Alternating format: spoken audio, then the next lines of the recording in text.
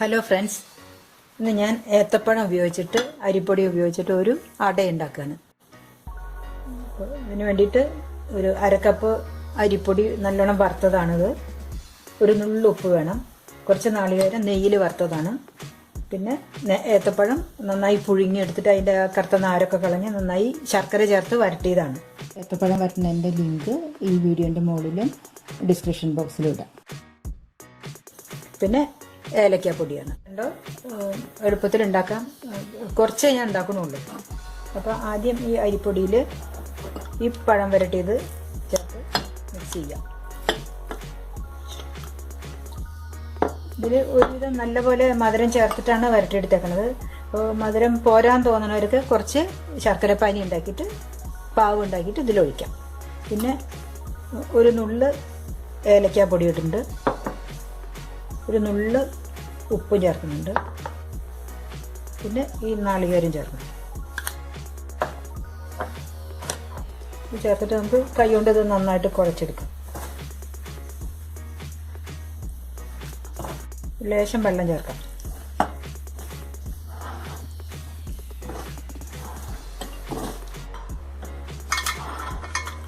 അപ്പോൾ അരിപ്പൊടിയും ഏത്തപ്പഴം വരട്ടിയതും ശർക്കരയും ഏലക്കായും കൂടിയിട്ട് മിക്സ് ചെയ്തിട്ടുള്ള മിക്സാണിത്. അപ്പോൾ ഇതിൽ നാളികേരം വേണ്ടവർക്ക് കൂടുതൽ എത്ര വേണമെങ്കിൽ ചേർക്കാം. ശർക്കരയും മധുരം അനുസരിച്ച് ഇഷ്ടംമാതിരി ചേർക്കാം.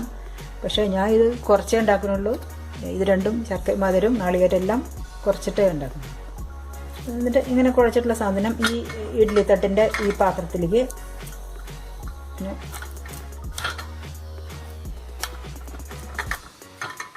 കുറച്ച് ഇടും.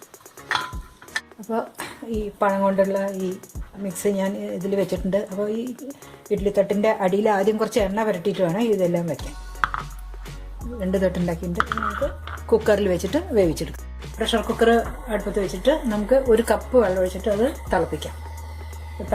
വെള്ളം തിളച്ച് തുടങ്ങിയിട്ട് നമുക്ക് ഈ മിക്സ് ഇതിനുള്ളിലേക്ക് ഇറക്കി വയ്ക്കുക. എന്നിട്ട്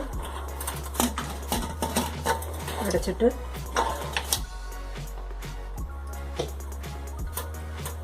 പ്രഷർ കുക്കറിൽ നിന്ന് ആവി പുറത്തേക്ക് വരുന്നുണ്ട്. അപ്പം നമുക്ക് ഈ വെയിറ്റ് ഇട്ട് വേണം.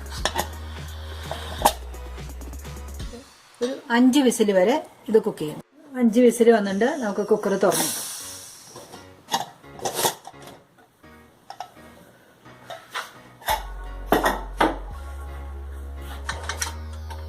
ഇതൊരു പ്ലേറ്റിലേക്ക് മാറ്റും.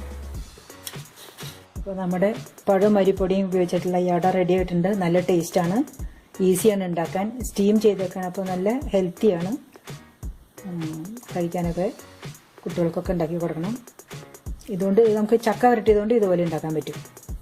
ചക്ക വരട്ടിയത് ഇലയിലൊക്കെ മടക്കിയിട്ടൊക്കെ ഉണ്ടാക്കാൻ പറ്റും. പക്ഷേ ഇവിടെ ഇലയൊന്നും കിട്ടാൻ എളുപ്പമൊന്നുമില്ല. അപ്പോൾ അതുകൊണ്ട് ഞാൻ പഴം വെച്ചിട്ടുണ്ടാക്കിയിട്ടുണ്ട്. അപ്പോൾ എല്ലാവരും ഉണ്ടാക്കണം, കഴിച്ചു നോക്കണം. ഇഷ്ടപ്പെട്ടെങ്കിൽ ലൈക്ക് ചെയ്യണം, ഷെയർ ചെയ്യണം, സബ്സ്ക്രൈബ് ചെയ്യണം. Thank you.